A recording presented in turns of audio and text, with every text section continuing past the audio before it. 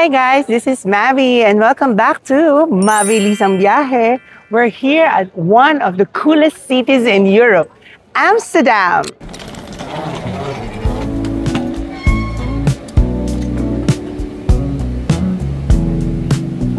Left sa may bus. Ito yung 10 minutes. Diyan tayo mag-wait.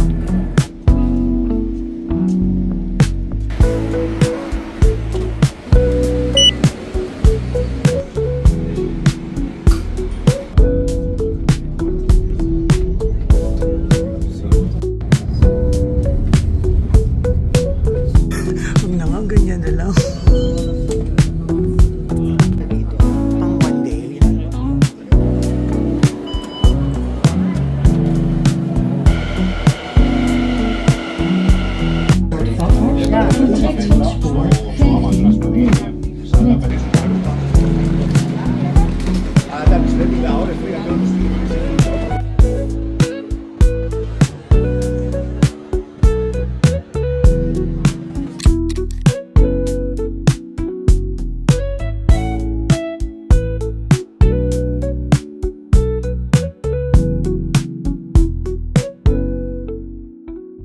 Wow!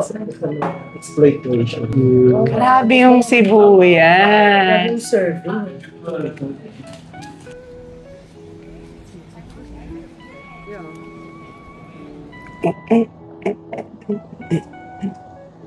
So what's this? Flowers! Grabe yung mga flowers. So basa na kami. Basang sisiyo na kami. Dami rin magagandang flowers, no? Siyempre, home to ng tulips. Pero, hindi naman talaga dito na-discover ang tulips. Sa Turkey. Sa Turkey talaga ang tulips. In-import lang nila. Tapos dito na lang din sumikat kasi ang tulips eh. Yes. So, nagkaroon sila ng ibang parang, what do you call it? Variant or ano? Ng tulips. Laban pa rin kahit maulan, di ba? Parang pumalya yung ano ko, pagiging human navigator ko. Sumobra tayo ng isang ano, isang street. Ano mapupunta yung mall? Sabi mo? Oo. Ah, okay. Pero sa mall nila kasi medyo high-end yun. So, walang H&M doon. So, dito tayo sa street. Itong shopping center nila. Itong diretso na. Kasi H&M dito hindi high. Yeah, hindi high-end. Basic. Basic lang. Pang sa atin lang. Hindi ka tulad sa Pinas, di ba? So wala din. Patay din ang business ng boating. Kasi naula. So tama nga si Levi, yung friend ko. Sabi niya, cancel na natin yung ano. Yung... dapat kasi mag-rent ng boat. Iba pang friend. Madami tayong friends. Wow. Madami talaga tayong friends. Kaso, uulan nga. So, umuulan na. Later na lang, guys.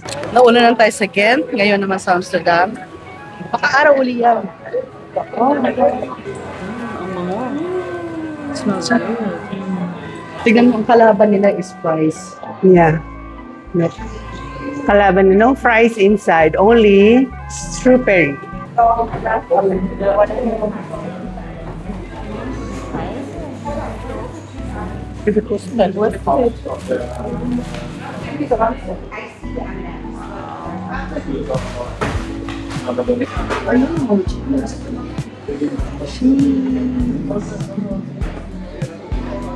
Klaseng cheese naman itong mga to. Wow! Siyempre, bukod sa canals and the bridges, siyempre, ang Poland is known for their cheese also. May mild cheese, may garlic, may cumin flavor, mayroong mustard, may olives and tomatoes, may chihuahua walnut flavor, and pesto. Ito sa Pilipinas, ano na natin ito, pamilya na tayo dyan. ginger and pepper. This is strong blue cheese. Smoke halal. May pepper trio. May sambal.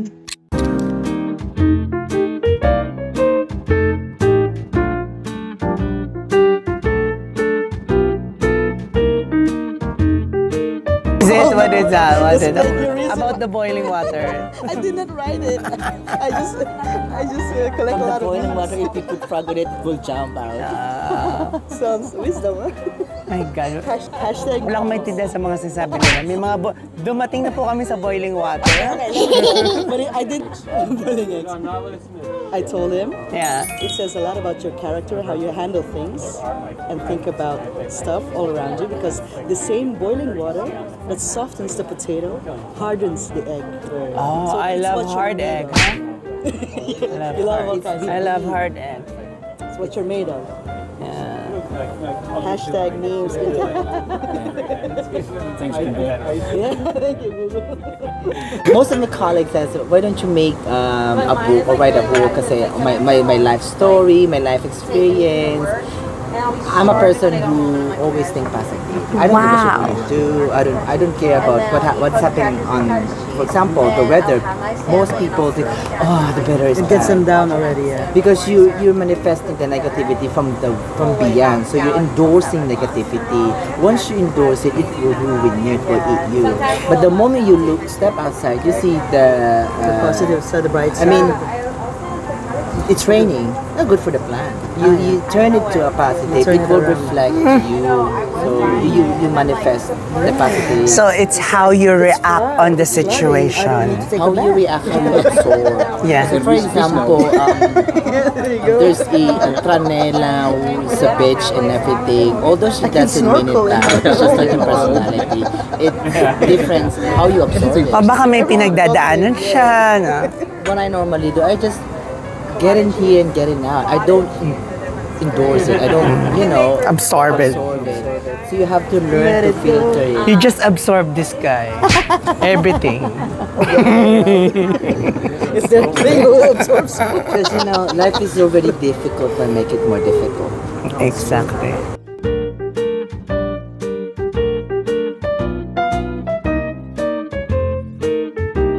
I'm very happy because this is a very, very special day because after 6 years, nag-reconnect ulit kami ng friends ko si Levi.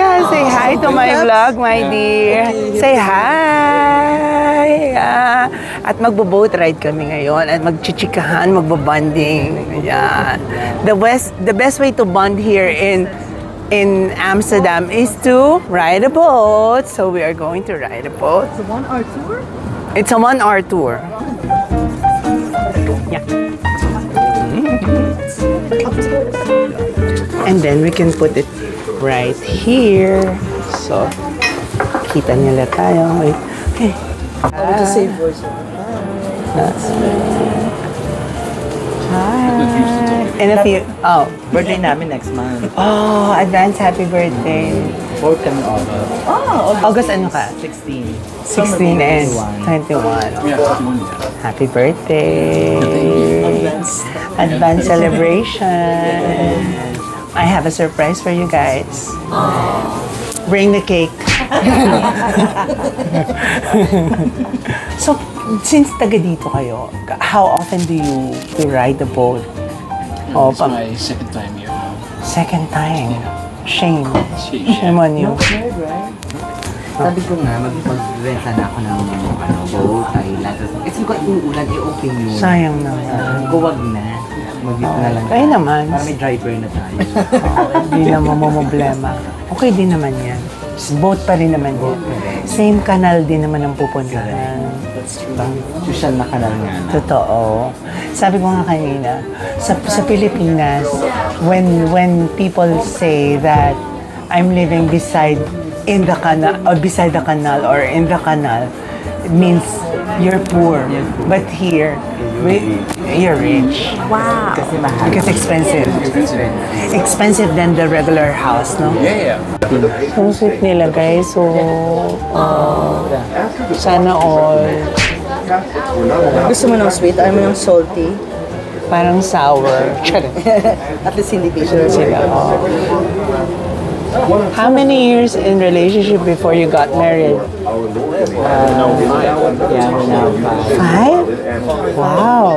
And then 3 years in total we married. 3 years. Almost.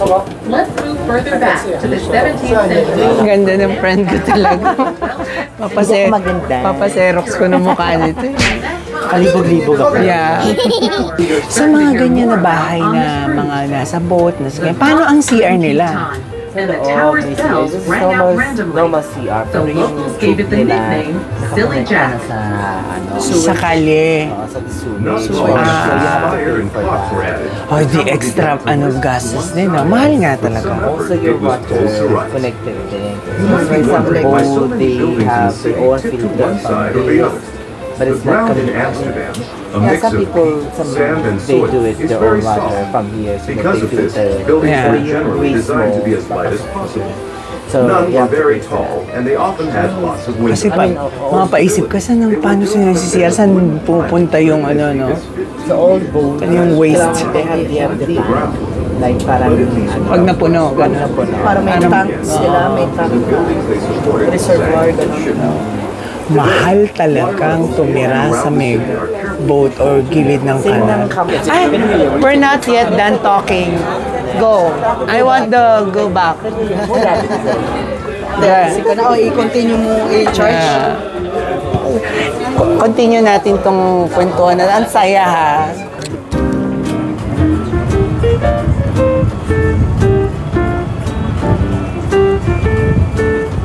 Ito na, P. Sige, sige dito sa tabi ko. Asan siya? Ayan. Yun. There. Ayan o.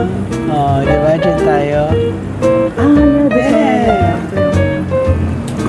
Ay, there.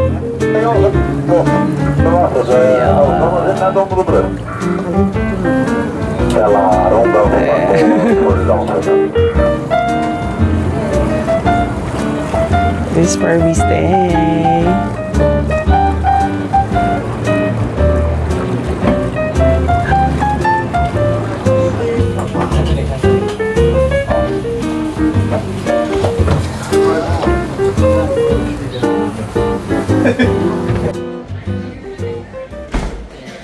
Ano kanta mo?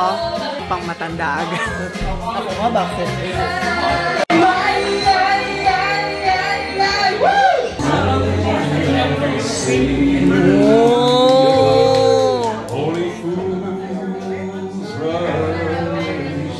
Tayo na may vibrato, be.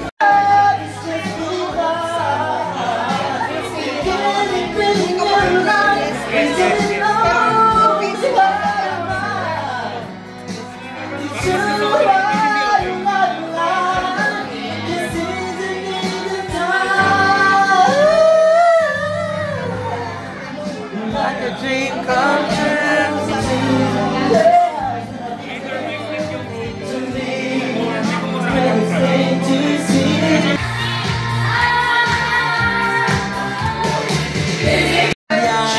Cheers! Thank you, guys!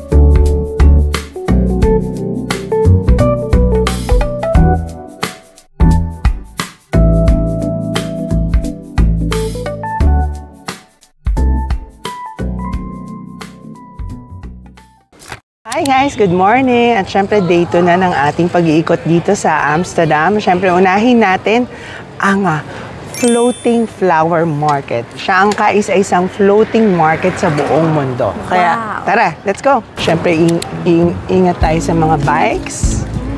Syempre dito tayo makakabili ng mga yung tatanim mo yung mga tulips here. Yan. Look at this one. At bukas to 365 days in a year. Wow. Diba? Bukod sa mga tulips, syempre makakabili ka rin ng mga souvenirs, pero dun pa yung mga souvenirs. Pero this one, ito yung mga tulips. I don't know kung mabubuhay siya sa ibang klima sa ibang bansa, pero ayan. Kaganda.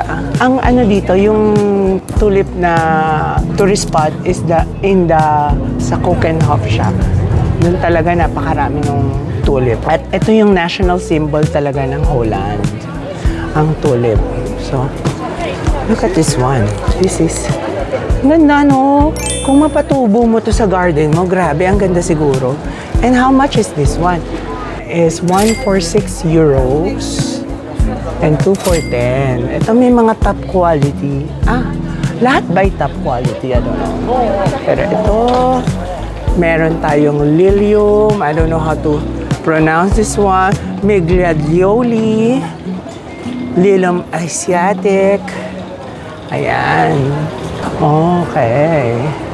Akala ko, maloka ka siguro kung may daing dito, no? May tuyo.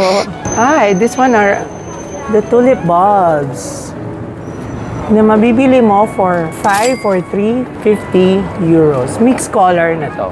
At syempre, not all bulbs are export approved. Some bulbs sold are not certified for export. So be sure to check if taking them abroad. So hindi pwedeng mong dahil lahat ng So selected lang. Ito yung mga pwede mong itanim. Mga seeds. Flower seeds. Ang ganda. This one is maganda, oh. Ganda to, oh. Let's go inside. May mga sunflower. At syempre, may mga decorative items, mga souvenirs. We have, isang bouquet ng tulip. Puro mga mixed seeds. Ay, ito maganda. Look, oh. Ang gandang pang-gift nito sa mga mommies. At saka sa mga plantita. These are the real ones. May amoy ba? Walang amoy. Walang amoy. But it's so beautiful. Meron din mga reals and fake ones. So, dun yung area na. We have orchids also. Ay, naalala ko si Aling Feli. Ang lola ko, mahilig sa orchids. Tsaka si Tita Nene. Meron din mga wooden shoe. Dito naman talaga, ito famous. This one is 26 euros. Is it mabigat? Mabigat siya. This one is nice. Ganda ng taas, ito yung ceiling mo. Puro flowers. Dried, no? Is it real? Real, they're real. Meron din tayo mga ref magnet here. The ref magnet is 2 euros. 2 euros lang. 2.99. Mura, ha? At syempre, mga keyrings. At syempre, dahil famous sila sa bike, ayan. Bike. And windmills. Meron ding pangbukas ng beer. There. Ayan, nice to. This one is nice also. How much is this one?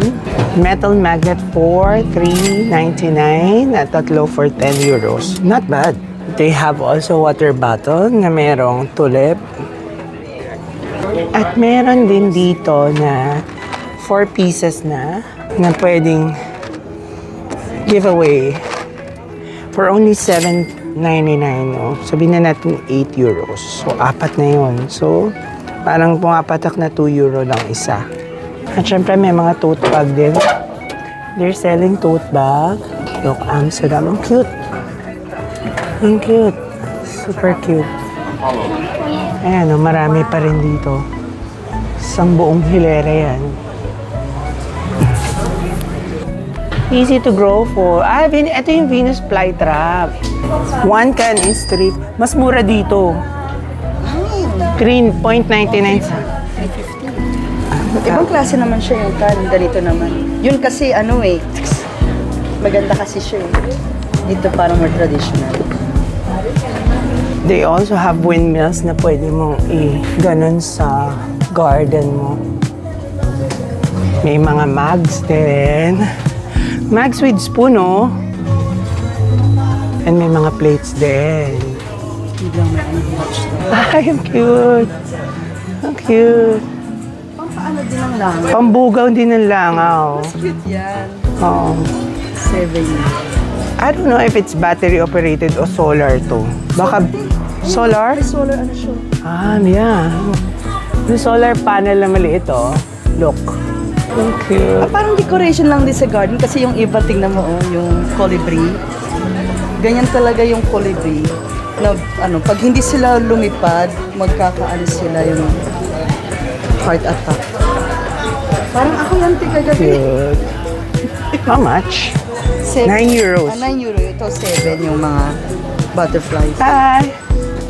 So nice. Looks like sibuyas lang no? Parang sibuyas lang pero no, it's flowers. Pag alam mo, oo. Nandito na po kami sa end ng flower market at syempre meron din silang Bimba Ilola dito. Oh. Ayan ang kanilang tram. Going yan to Central Station. Alam mo, dapat pag naglalakad dito sa Amsterdam, yung mga senses mo buhay na buhay. Kasi left, right, harap, front, back, kulang na lang merong bike sa taas na bumagsak. Everywhere. Crossing the street.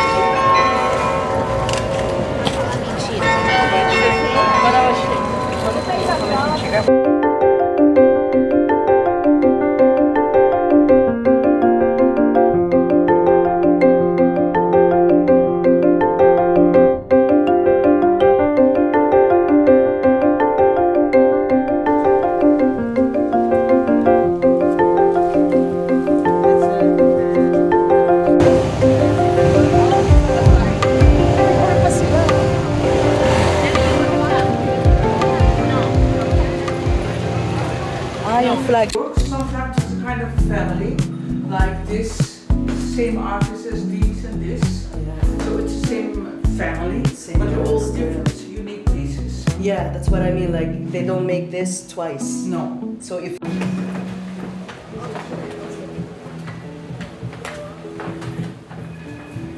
now we have the address. Wood. Wood. And some are bronze. Silver. Ah, that's why. This is May I ask what is this? It's like a storage. it is. So we have the work of all kind of different people over here. Oh, Those are the artists. Yes. wow. Yes. Wow. Oh my God. Wow. So, I mean, when it's sold, we need to put something different in it. Let me see. Where's Eva? There. Ah, it's a ball. See, and also the back side. It's Yeah. very, very beautiful down. But they're all made from wood. Yes. She also makes them from porcelain. Ah, So porcelain. these and these. Oh, porcelain. Wow. Expensive material. Yeah, but I put it on. Can you- You're wearing yellow. Yes, so please. I think it will. Compliment. Oh wait a second. How do you open it? Yes. There. there's It's a lock. unique pieces, wearable arts. Is how we would describe it. It's not heavy, It's not heavy. It's not heavy. It's beautiful. Should we open it a Yeah, little open bit? it a little bit. Feel comfortable with it? Yeah, of course. But I mean, And put it like that, oh. My collar should put... maybe without a collar. Yeah. Maybe with a dress. But it sits. Wow, no? See, the color suits you. I would And I am the only one who will wear this. wala akong katulad. No mass production. Thank you so much. It'd be so super nice. Each piece is a unique piece. Yeah. Thank you so much. You're welcome. Wearable arts. Wearable art. Those earrings are...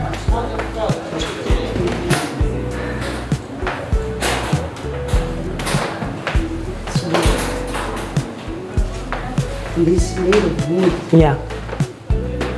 This is the name of the shop. The name of the shop is Matilde, where you can find precious and rare pieces. Wearable art. Wearable art. So Place nice. to be if you want unique pieces. Nandito na kami sa Western Mart, kung saan malapit dito yung bahay nila Anne Frank. Yung famous na si Anne Frank, na isa sa dapat yung puntahan dito, isa sa mga tourist spot dito sa Amsterdam.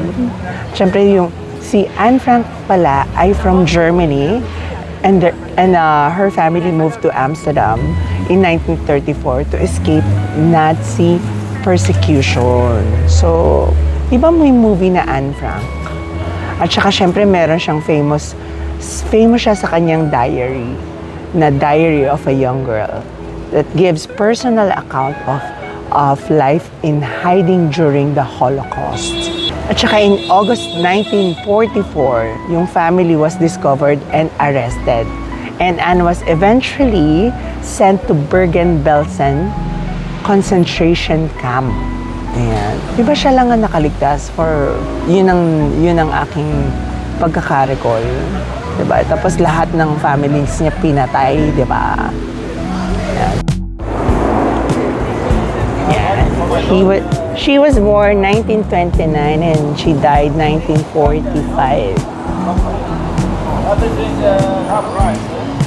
Yeah. Meron ito sa Netflix.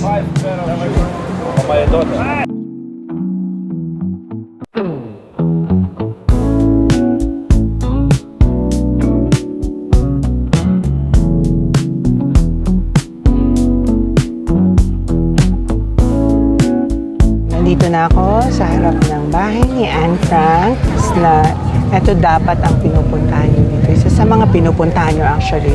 Para makita niyo yung diary niya, saan siya tumira. Sobrang dami ng tao. At saan siya nagtago? At saan siya nagtago nung na-raid na yung house nila. So, and then ang ticket price is 16 euros para makapasok ka. Siyempre,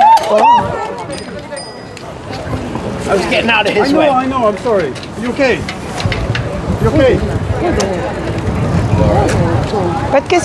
Why kasi mabilis? You're okay, but inalisan niya.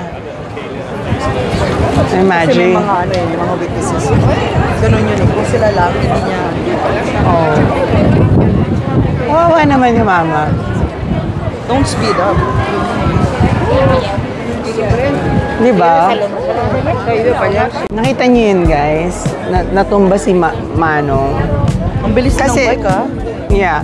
Ito lang kasi yung ito yung Anne Frank house. Ito yung Anne Frank house. Tapos dito, daanan na. So, bakit ka magmamabilis na alam mo na maraming tao, 'di ba? Maraming volume ng tao. Nagbebel siya pero Hindi naman nagsuslow down. Kawawa naman yung tourist. Gusto mo ng picture with the door? Wait, nawala ako sa Nawala ako sa wisyo ko. Kaya sabi ko sa inyo, pag pupunta kayo dito sa Amsterdam, dapat ang mga senses nyo bukas na bukas. Mula sa pandinig nyo, sa eyesight nyo, kailangan Dapat may mata din kayo sa may likod. mata kayo sa likod para kayo mga pinya. Ganun. Kung may sixth sense kayo, Kawawa naman. Naawa ko.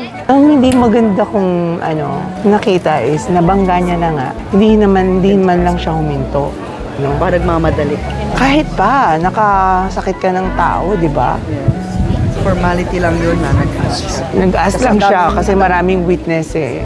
Hintayin muna natin sila makadaan dahil baka naman tayo ang Ma-Anne Frank. Ma-Anne Frank! Ayan, yan, katulad niyan, ayan na naman. Ayan na naman sila. Okay. There you go. Okay, tingin sa kanan, tingin sa kaliwa, tawid. Okay. This is the Anne Frank house. Ito yung door niya. Ang laki din pala ng bahay ni Anne Frank, ha? Mayaman kaya sila Anne Frank?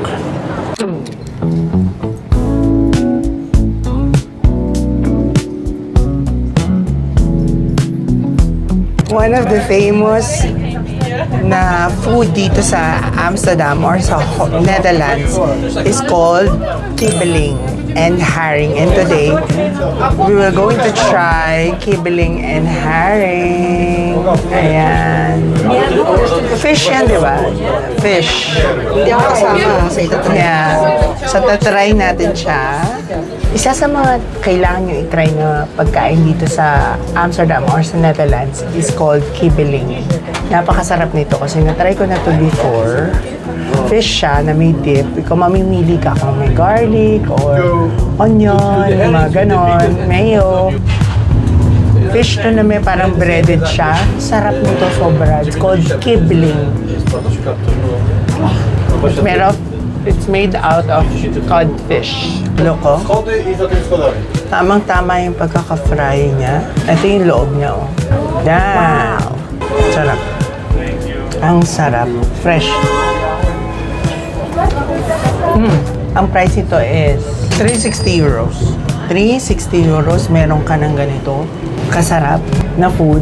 Busog ka na dito. Hindi lahat mahal dito sa Amsterdam. Meron din mga talaga mga budget-friendly na food na masarap and quality. Another food na must try nyo dito sa Netherlands o dito sa Amsterdam is called haring. Fresh fish siya na may pickle and onion. Actually, wala siyang nilagay dito na kahit na na seasoning, pepper, salt or whatsoever. Wala. As in, ito lang mismong fish na to, nahilaw talaga, malasa na. Kung mahilig kayo sa mga sushi, mga ganyan, magugustuhan nyo to. Meron lang siya mga onions, ayan, at saka pickles. Ang price nito is 360 euros. Try natin. Ito yung pampatagal umay. Pampabalance. Ramdam na ramdam mo talaga yung ang dulas niya sa bibig mo. Tapos malambot na malambot. Actually, hindi siya sobrang lansa, kung hindi ka maarte o sanay ka naman kumain ng mga sushi. Pero to be honest, mas nasasarapan ako dito kaysa sa tuna at saka salmon sushi. Although, favorite ko rin naman ang salmon, pero ibang level to At saka, look, wala siyang tinik. I don't know kung tinanggalan na, tinanggalan na siya. So, very safe. Very safe. Hindi ka matatakot kainin. Ang sarap. Masarap siya. I know it's not for everyone, pero masarap siya for me, So, ayan. We have kibbeling. Para sa mga gustong fried and luto yung kakainin. Para naman sa kaya yung fresh, I recommend haring. These two must try. For less than 10 euros, you have delicious food. Only here in Netherlands. CV naman na magta-try. I love it. No? Malambot no? Malambot. Hindi din siya sobrang alat, sakto lang. Pero lagyan mo dapat talaga ng onions. Onions din. Pero the fish itself, masarap na siya. It's delicious. At hindi lang basta kahit anong onions, dapat white onion. Red onions. Kasi masyado matapang na yun. Too strong. Ito parang bida pa rin yung lasa ng haring. Yeah. I don't know kung syempre may ibang lasa kung merong may soy sauce and and calamansi or ay? Joke lang. Kahit nyo naman yung pila. Actually, nung simula ng pagpunta namin, walang hinto yung mga tao. Try mo yung kibbeling. Ang pinili kong dip or sauce is the garlic one. I didn't know that it's made out of codfish. Hindi ko alam na codfish yan. Favorite ko ang codfish. Basta wag lang catfish. Wag lang catfish. Tapos pwede kayong maupo na dyan. Yan. Upo lang kayo dyan, oh. Sa labas ng supermarket. Habang may umiiyak na bata. Perfect. Ayan. Kita mo, ayan. Pakasaya. Which do you prefer? Codfish or herring? Haring. Team herring. Me, team both. Team both. Masarap siya eh. Because magkaiba naman talaga ang lasa niya eh. Ibang lasa, ibang texture, ibang atake. Ang sarap ng herring at kibeling. Dito lang kami kumain, no? Sa likod lang siya ng Dam Square. I think ito talaga nga ang street food nila, no? ng Amsterdam. Ang social lang street food. Diba? May upuan pa. May upuan pa. Pwede mong dalhin yung dates mo doon pag wala kang masyadong budget. Oo, totoo. No, tsaka mabubusog. Oh my God. Sorry, nahihirapan akong mag-Tagalog. Because I've been living in Europe for like quite some time. No, mabubusog ka talaga kasi malaki naman yung serving. Tapos, kita-kita mo yung haring na yun, yung isang isda lang na yun, no? Tapos, in-slice lang to 6 pieces. Ay, bongga na. Lakad na naman uli kami, papagutom na naman. Ang tawag pala sa police dito is politi. Policy. But as pronounced. It's like nasi. Okay. Policy. Hindi politi. Yung sa mata, kuliti. Nakita nyo guys, nagko-collect sila ng mga cans, plastic cans. Kasi dito, may kinikilo din yan eh. It helps with the environment. Tapos, meron ka pang pera. Diba? And that was it guys para sa ating Amsterdam pa-tour and experience La Quacha.